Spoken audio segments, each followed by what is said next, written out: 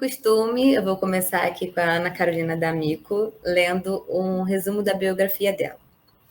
Ana Carolina, profissional do comércio exterior, viveu nos Estados Unidos dos 17 aos 22 anos para aperfeiçoar o inglês e se formou em Business Administration.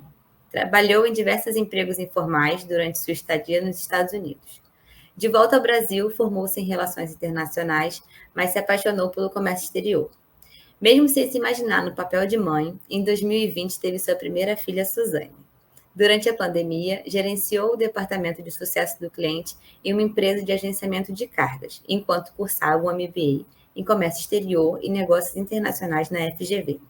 Em 2023, levou um susto com uma segunda gravidez, porém muito abençoada com o nascimento de sua segunda filha, Agnes. Concilia a maternidade com papel estratégico na empresa, ressignificando sua trajetória e equilibrando as demandas de vida pessoal e profissional. Maravilhosa. Agora eu vou ler um resumo da nossa troca, de como foi o nosso período juntas na empresa em que a gente trabalhou. Conheci a Carol em 2019, quando entrei na empresa de agenciamento de cargas do setor de comércio exterior. Eu tinha retornado recentemente ao Brasil e tive ao meu lado uma gestora de área muito humana, eficiente, com uma posição claramente muito estratégica para a companhia. Carol sempre foi uma inspiração, desde a sua história de vida nos Estados Unidos, sua postura enquanto líder de diversas meninas no setor de pricing e seus medos e angústias enquanto mulher. Mesmo sem perceber, Carol estava sempre inspirando outras gerações de mulheres ao seu redor. Lembro de nossa viagem para participar de um evento de marketing e de um diálogo muito claro sobre como ela tinha medo da maternidade. Eu saí da empresa e logo em seguida descobri que ela estava grávida de sua primeira filha. E pasmem, agora são duas. Acho que Carol entendeu que ela pode muito mais do que imaginava. Tenho muito orgulho de apresentar a vocês essa joia que cruzou o meu caminho, Ana Carolina D'Amico. Ai, gente, você lendo, obviamente, eu fico emocionada de novo e sem palavras. Estou até agora sem palavras com o teu convite. Eu realmente, a gente vai vivendo a vida, vai fazendo as coisas e tal, e às vezes a gente esquece, né, que isso, esse diálogo que a gente teve lá me marcou muito também, porque foi uma coisa muito, muito aberta, muito honesta ali naquele momento, né? E é uma coisa que eu sempre volto, sempre me lembro, né, desse dia. E foi ali um período curto de tempo, né? Mas o que acontece durante esse período que é o que realmente importa, que é o que fica. E eu fico muito feliz de saber que eu tenha contribuído para isso, né, com você de alguma forma. Muito feliz e muito orgulhosa também. A rotina vai passando pela gente e a gente nem se dá conta, né? Quando Exato. eu estava imaginando, eu queria fazer algum projeto no LinkedIn para os meus 10 anos de carreira, né, profissional. Aí eu fui tentando puxar as mulheres que passaram pelo meu caminho em cada empresa que eu passei. E era muito nítido o seu nome na empresa. E a gente já estava muito tempo sem se falar, só se acompanhando no Instagram. Eu fiquei, gente, será que a Carol vai me achar maluca? Eu primeiro não entendi nada. Falei, gente, isso aqui é um golpe? O que é isso? O que é essa pessoa aqui? Ai, mas nossa, fiquei sem palavras real, fiquei sem palavras. Carol, vamos começar falando sobre o maternar e os desafios de conciliar a vida pessoal e profissional, né? É muito curioso lembrar de você, dos seus medos da maternidade e te ver hoje com duas lindas filhas. Você pode dividir com a gente como foi, assim, o tipo de sentimento que vieram à sua mente quando você engravidou em 2020, depois o susto da segunda gestação em 2023, e você ter que pensar em conciliar mais uma vez nessa segunda gestação, né, o trabalho e a vida pessoal e a maternidade, todas as dificuldades que envolvem isso. Como foi para você ter esse medo e depois se ver agora com duas filhas? Às vezes nem eu acredito, para ser bem sincera. Às vezes eu paro assim, olho para ela junto e falo assim, eu tenho duas filhas. Mas, de fato, uma gestação é sempre diferente da outra. A segunda, porque eu já tinha passado por isso antes, então eu já meio que sabia, né, um pouco ali o que me esperava. Mas a gente nunca sabe de fato, isso aqui é verdade, né? E é exatamente isso, elas têm 2 anos e meio de diferença de idade uma da outra, então quando as coisas estavam começando a entrar um pouco mais no eixo ali com a Suzane, eu descobri a segunda gravidez, que foi realmente no susto. E foram 2 momentos completamente distintos, né? Eu descobri a gravidez da Suzane no dia em que a gente entrou em lockdown na pandemia. Então, assim, no dia que estava todo mundo lá no escritório correndo, enfim, o que vai acontecer? Leva seus computadores para casa. Nem todo mundo tinha laptop, as pessoas tinham que literalmente pegar o CPU, tudo, carregar para ir para casa. Eu estava saindo do laboratório com o exame de gravidez positivo. Então, foi muito difícil, porque ninguém sabia o que ia acontecer, né, na humanidade. Então, foi bem difícil ter uma gravidez, carregar a gravidez, né? Mas, né, no final, as coisas se desdobraram, no meu caso, para melhor, né? Eu pude acompanhar tudo de perto. Eu, meu marido, a gente continuou home office, então, assim, foi bom por esse lado, né? Já na segunda gestação, como eu realmente não planejava, não esperava, o baque foi grande. Fiquei muito feliz, assim, porque eu sou, né, como filha única, eu sempre pensava um pouquinho na Suzane crescendo filha única, né? Eu ficava, não vai ter ninguém. Então, assim, quando veio, eu falei, legal, pô, elas, né, vão ser amiguinhas, vão crescer juntas e tal. Só que para minha... E aí eu passei muito bem a gravidez, né? Só que para minha surpresa, eu tive depressão pós-parto depois do nascimento da Agnes. E é uma coisa que ninguém te fala, ninguém te prepara, você só sabe quando realmente está acontecendo. E quando ela nasceu, eu senti automaticamente, assim, foi muito rápido, que eu senti que alguma coisa não estava certa, né? Mas eu acho que, né, tudo aconteceu porque foi mais preocupação, aquela coisa de eu quero ter controle de tudo, e você não pode ter controle de tudo numa gravidez, muito menos, né, tendo uma primeira filha e tal. Então, isso me abalou muito, realmente. Mas hoje é muito louco isso, né? E é muito clichê também. Mas hoje, quando eu olho para as duas e eu vejo as duas, eu falo, cara, é isso, né? É isso. Não tem nem o que dizer. Teve um dia que eu perguntei para a Suzane, que é a mais velha, né? Que tem 3 anos. A gente estava lendo um livrinho à noite, que eu sempre leio uma historinha para ela antes dela dormir. A gente estava lendo o livro das emoções. E aí eu perguntei para ela, falei assim, e felicidade, o que deixa a Suzane feliz? Aí ela falou para mim, Agnes. E aí... linda. Faz tudo valer a pena, né? Só isso que eu precisava ouvir.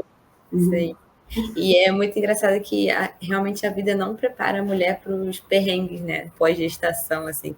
Eu lembro que também, depois que eu tive minha filha, eu não fui diagnosticada com depressão pós-parto, mas eu vivi intensamente aquela fase de baby blues ali. Eu chorava por tudo, eu via televisão, eu chorava, eu via um filme, eu chorava, eu via série de humor, eu chorava por tudo. E assim, dizem que para a mulher voltar ao normal, ali depois do puerpério, são 2 anos, né? Que você leva para você voltar ao normal. E aí, ao mesmo tempo que eu ficava mal por estar naquela situação, eu estava, assim, busquei ajuda e tal, e estava tentando respeitar o tempo que as coisas iriam voltar para o eixo. De fato, voltaram.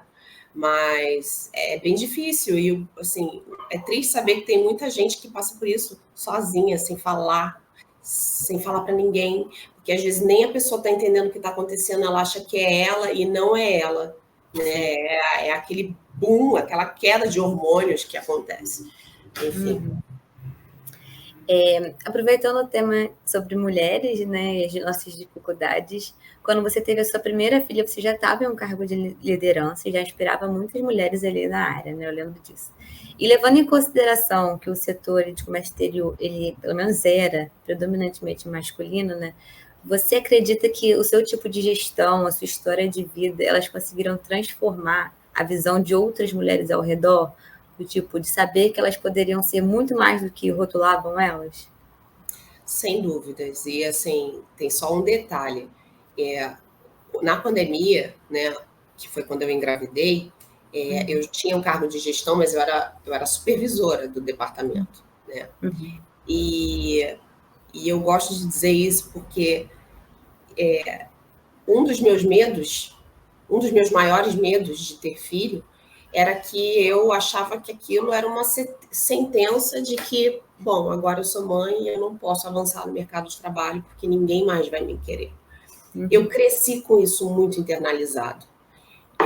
Por mais que a minha mãe sempre tenha trabalhado fora, minha mãe sempre trabalhou muito, tive que ficar sozinha em casa desde muito cedo e tal, mas eu não sei, daquela cultura que eu vivi, eu cresci com isso muito entranhado.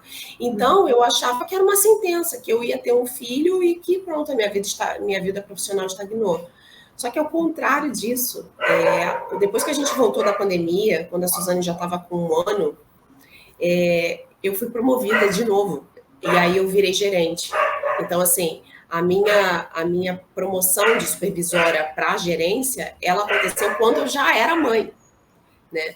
E aí, lá na empresa, éramos apenas 3 mulheres, 3 gerentes, né? Assim, da empresa toda, tinha muita mulher, obviamente, mas foram 3 mulheres nomeadas gerentes, né?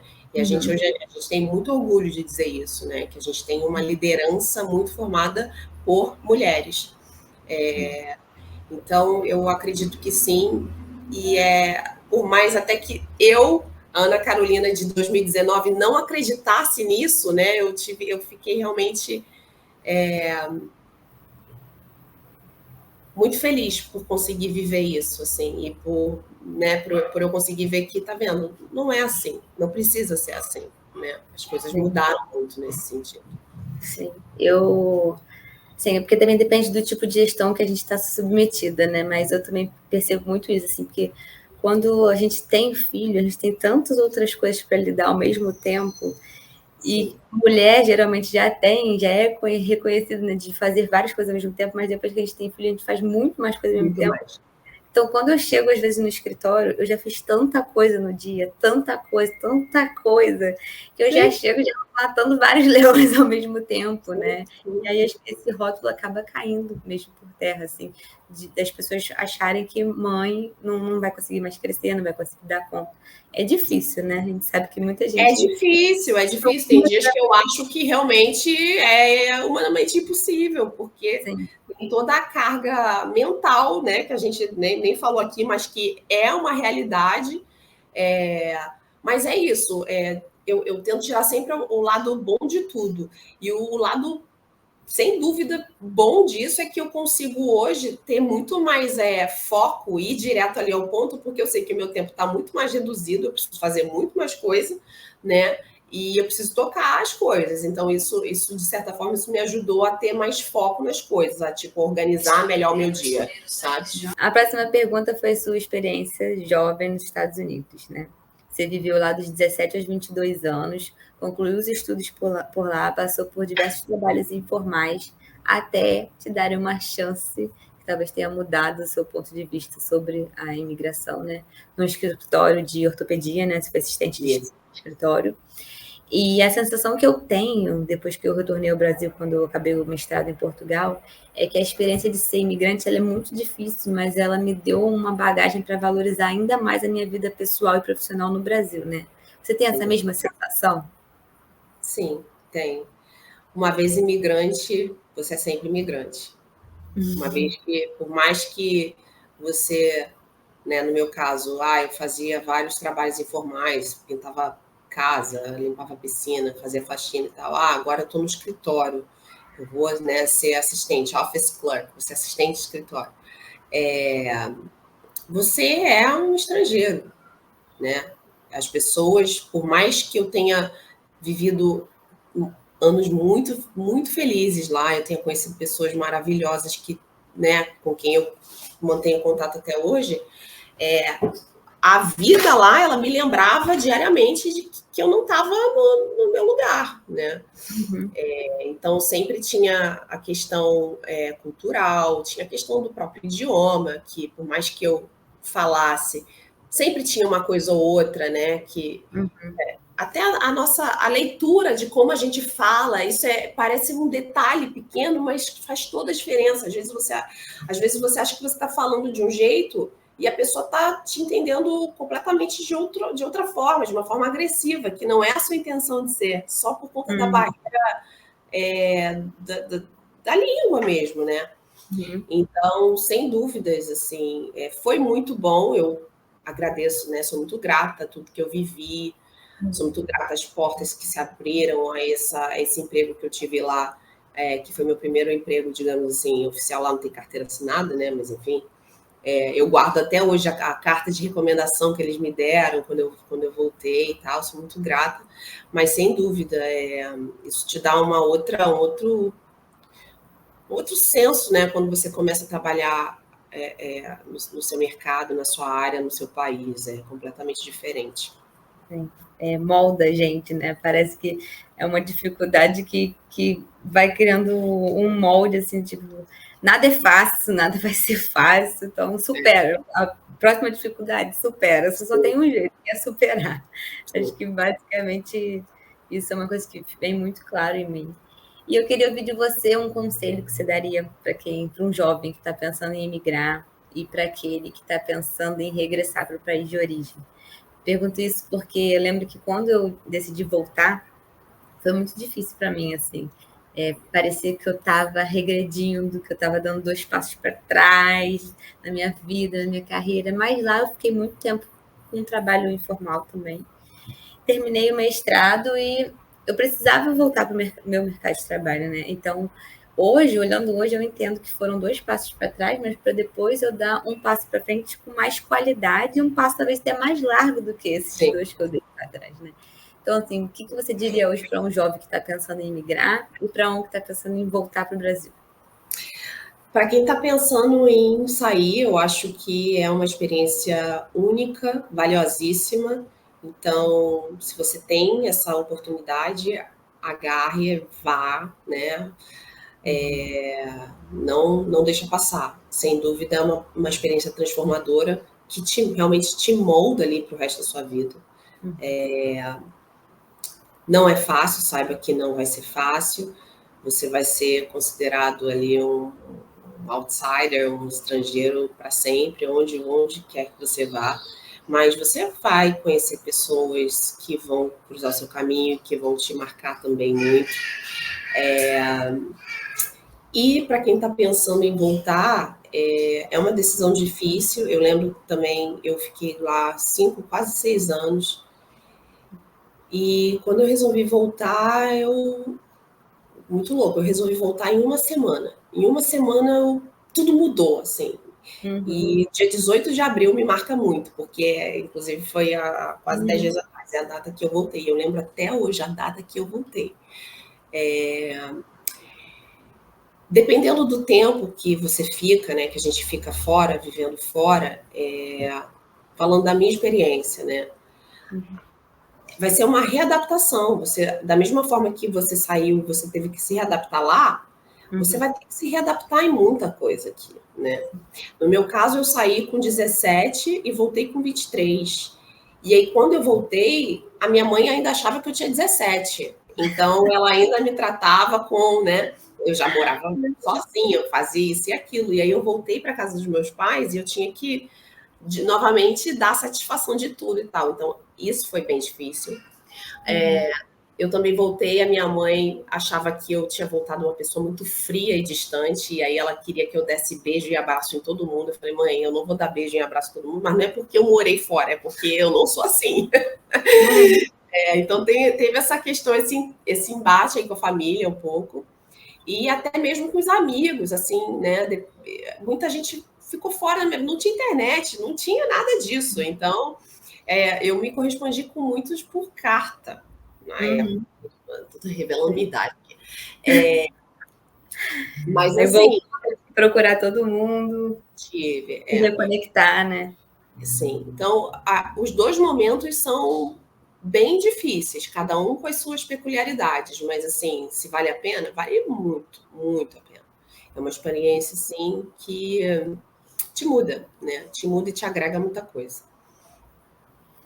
Bem, e agora falando sobre sua carreira atualmente, ser gerente de sucesso do cliente. Tinha uma brincadeira aqui. É verdade que cliente tem sempre a razão? Pergunta difícil. Mas é justamente para isso que existe o meu departamento. É um departamento até que novo na empresa, não tem nem 2 anos que ele foi fundado. Eu era gerente comercial e aí abriu essa oportunidade, a gente enxergou essa oportunidade de criar esse departamento para dar um atendimento mais personalizado, exclusivo para os maiores clientes da casa. E aí, como eu já estava ali à frente, né, de alguns desses clientes, a gente resolveu separar. E qual que é a ideia, né, a essência do CS, do Customer Success? É realmente ser o guardião dos interesses do cliente perante ali ao serviço que a gente presta para eles, né? Então, de fato, é uma posição bem estratégica, porque a gente precisa permear entre todos os departamentos da empresa que estão fazendo a coisa acontecer, a carga chegar do ponto A para o ponto B, entrar ali nos problemas, entender os problemas, resolver aqueles problemas e garantir que eles não ocorram novamente. E nesse inteirinho, a gente tem o cliente querendo uma coisa, a operação dizendo que aquilo não é factível de acontecer e a gente precisando entregar, né? Então, diariamente eu tenho que lidar com situações delicadas, problemas, né? Problemas de todos os tipos, mas no fundo, no final, conseguir solucionar e conseguir entregar a solução para o cliente, né, faz o meu dia feliz, assim. E com certeza, acho que... Eu gosto de resolver problema? Eu acho que eu gosto de resolver problema, é verdade, mas... O seu perfil humano, com certeza, colaborou para você estar onde você está, né? Porque você sempre foi muito boa, assim, de escutar, de tentar conciliar. Desde que você diga que você não é uma pessoa que abrace muito, mas você consegue abraçar de outras formas. Ai, que linda! Obrigada. Não me surpreende essa sua nova função. Mas essa mudança de carreira para você, mudança de setor, você considera que é algo que está te transformando? Não vou nem dizer de positivo ou negativo, mas que está te transformando? Diariamente. Eu andei pensando nisso não tem nem um mês.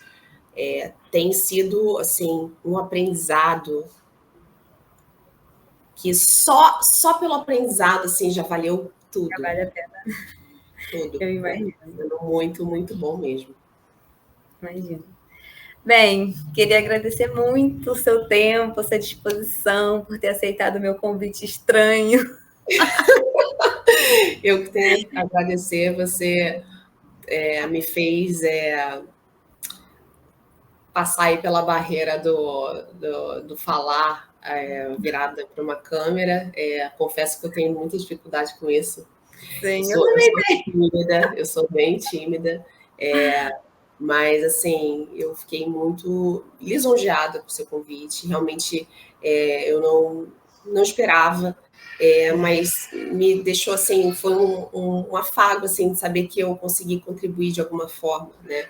E eu tenho um carinho muito grande, assim, eu fico muito feliz quando alguém chega para mim e fala: poxa, eu tenho um carinho muito grande por você, pelo que a gente viveu juntos e tal, porque eu sou muito assim também, não só com as pessoas que cruzaram o meu caminho, que foram meus gestores, mas também com as pessoas que eu vi desenvolver, né? Treinei e tal. E é quase como que eu vivi isso recentemente, alguns meses na empresa, algumas pessoas que começaram lá comigo como estagiários e foram alçar no Brasil e tal. É quase que uma mãe mesmo, assim, vendo um filho indo embora. Dá um orgulho, dá um baita orgulho. Eu tenho muito isso, assim. Então, muito obrigada. Fico muito feliz por ter sido recíproco.